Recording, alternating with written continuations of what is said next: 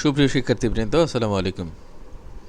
তোমাদের অনুরোধে আজকে আমি অর্থনীতি তৃতীয় পত্র সামষ্টিক অর্থনীতির সাজেশন তৈরি করে দিব।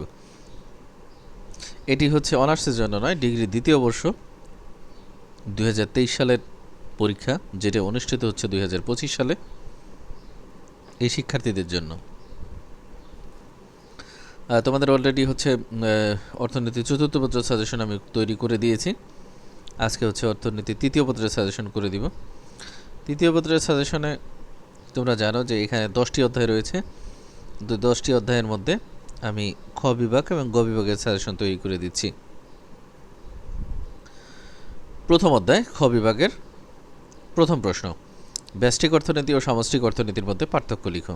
এটি অত্যন্ত গুরুত্বপূর্ণ প্রশ্ন, 3 স্টার দেওয়া প্রশ্ন। ওকে, এরপরে 2 নম্বরে ওকান বিধি কি? ওকান বিধিটি সংক্ষেপে ব্যাখ্যা করো। গ বিভাগ প্রথম প্রশ্ন, সামষ্টিক অর্থনীতির লক্ষ্য উদ্দেশ্যসমূহ বিস্তারিত আলোচনা করো। 2 নম্বর, সামষ্টিক অর্থনীতির হাতিয়ারসমূহ আলোচনা করো, অথবা সামষ্টিক অর্থনীতির উপাদানসমূহের বিবরণ দাও। 2 নম্বর অধ্যায় খ বিভাগের প্রথম প্রশ্ন, আর্থিক জিএনপি ও প্রকৃত জিএনপির সংজ্ঞা দাও। 2 নম্বর, বাজার দামে জাতীয় আয়, উপাদান দামে জাতীয় আয়ের মধ্যে পার্থক্য লিখো। 3 নম্বর, আর্থিক জিএনপি ও প্রকৃত জিএনপির মধ্যে পার্থক্য দেখাও, অথবা আর্থিক মোট জাতীয় উৎপাদন ও প্রকৃত মোট জাতীয় উৎপাদনের মধ্যে পার্থক্য কী, অথবা আর্থিক জিএনপি ও প্রকৃত জিএনপির মধ্যে পার্থক্য নির্দেশ করো। 1 নম্বর আর 3 নম্বর অলমোস্ট সেম প্রশ্ন। ওকে, 3 নম্বরটা বেশি গুরুত্বপূর্ণ। গ বিভাগের প্রথম প্রশ্ন, জাতীয় আয় কাকে বলে? জাতীয় আয় পরিমাপের বিভিন্ন পদ্ধতিসমূহ আলোচনা করো। এটি অত্যন্ত গুরুত্বপূর্ণ প্রশ্ন। 2 নম্বর, বাংলাদেশের জাতীয় আয় পরিমাপের সমস্যাসমূহ বর্ণনা করো। 3 নম্বর, বাংলাদেশের জন্য জাতীয় আয় পরিমাপের কোন পদ্ধতিটি অধিকতর গ্রহণযোগ্য? 4 নম্বর প্রশ্ন, একটা দ্বিঘাত বিশিষ্ট অর্থনীতিতে জাতীয় আয়ের চক্রাকার প্রবাহের চিত্রের সাহায্যে ব্যাখ্যা করো। ওকে, 3 নম্বর অধ্যায় খ বিভাগের প্রথম প্রশ্ন, পূর্ণ নিয়োগ কি? 2 নম্বর, ক্লাসিক্যাল নিয়োগ তত্ত্বের বৈশিষ্ট্যসমূহ সংক্ষেপে বর্ণনা করো। 2 নম্বরটাও অনেক বেশি গুরুত্বপূর্ণ প্রশ্ন। গ বিভাগে ক্লাসিক্যাল আয় নিয়োগ তত্ত্বের ব্যাখ্যা করো। ক্লাসিক্যাল তত্ত্বের সীমাবদ্ধতাসমূহ লিখো।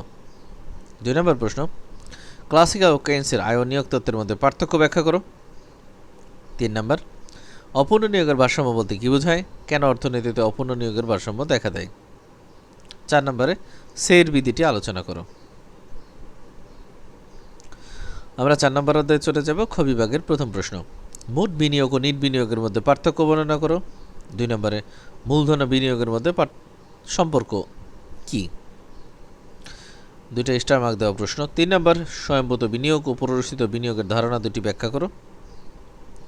মূলধনের প্রান্তিক দক্ষতা এমএসি ও বিনিয়োগের প্রান্তিক দক্ষতা এমইএ এর মধ্যে পার্থক্য লিখো, অথবা এমএসি ও এমইএ এর মধ্যে পার্থক্য লিখো।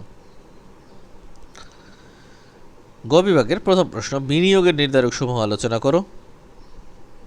2 নম্বর, এমএসি কী কী বিষয় দ্বারা প্রভাবিত হয়, অথবা মূলধনের প্রান্তিক দক্ষতার নির্ধারকসমূহ ব্যাখ্যা করো। 3 নম্বর, অনেক গুরুত্বপূর্ণ প্রশ্ন, মূলধনের প্রান্তিক দক্ষতা কীভাবে ভারসাম্য বিনিয়োগ স্তর নির্ধারণ করেন, ব্যাখ্যা করো, অথবা এমএসি দ্বারা বিনিয়োগের স্তর নির্ধারণ প্রক্রিয়া ব্যাখ্যা করো। 5 নম্বর অধ্যায়ের খ বিভাগের প্রথম প্রশ্ন, চাহিদা বৃদ্ধিজনিত মুদ্রাস্ফীতি ও খরচ বৃদ্ধিজনিত মুদ্রাস্ফীতির মধ্যে পার্থক্য নির্দেশ করো, অথবা চাহিদা বৃদ্ধিজনিত মুদ্রাস্ফীতি ও খরচ বৃদ্ধিজনিত মুদ্রাস্ফীতির ধারণা ব্যাখ্যা করো। 2 নম্বর, মুদ্রাস্ফীতির ব্যবধান কাকে বলে? তুমি কিভাবে ইহা পরিমাপ করবে? 1 নম্বর 2 নম্বর দুইটাই গুরুত্বপূর্ণ প্রশ্ন। গ বিভাগের প্রথম প্রশ্ন, উৎপাদন ও ভোগের উপর মুদ্রাস্ফীতির প্রভাব আলোচনা করো। 2 নম্বর, মুদ্রাস্ফীতি নিয়ন্ত্রণের উপায়গুলো বর্ণনা করো। 2 নম্বরটা বেশি ইম্পর্টেন্ট। তোমরা জানো যে সাজেশনে যে প্রশ্নগুলো আছে সবগুলো ইম্পর্টেন্ট, কিন্তু যেগুলো 3 স্টার দেওয়া সেগুলো বেশি ইম্পর্টেন্ট। 6 নম্বর অধ্যায় খ বিভাগের প্রথম প্রশ্ন, স্বয়ংভূত ও প্ররোচিত ভোগের মধ্যে পার্থক্য নির্দেশ করো। 2 নম্বর, সি সমান এ প্লাস বিওয়াই ভোগ অপেক্ষকের পরামিতিগুলির অর্থনৈতিক তাৎপর্য বর্ণনা করো। 3 নম্বর গড় ভোগ প্রবণতা এপিসি ও প্রান্তিক ভোগ প্রবণতা এমপিএস সংজ্ঞা দাও। অথবা গড় সঞ্চয় প্রবণতা এপিএস ও প্রান্তিক সঞ্চয় প্রবণতা এমপিএস এর মধ্যে পার্থক্য বর্ণনা করো। আচ্ছা, এখানে দুইটাই হচ্ছে গড় ভোগ প্রবণতা ও প্রান্তিক সঞ্চয় প্রবণতা এপিসি এমপিসি। 4 নম্বর প্রমাণ করো এমপিসি প্লাস এমপিএস সমান 1। ওকে, গ বিভাগের প্রথম প্রশ্ন কেইন্সের ভোগের মনস্তাত্ত্বিক বিধিটি ব্যাখ্যা করো। ভোগ ব্যয় কী কী বিষয় দ্বারা প্রভাবিত হয়।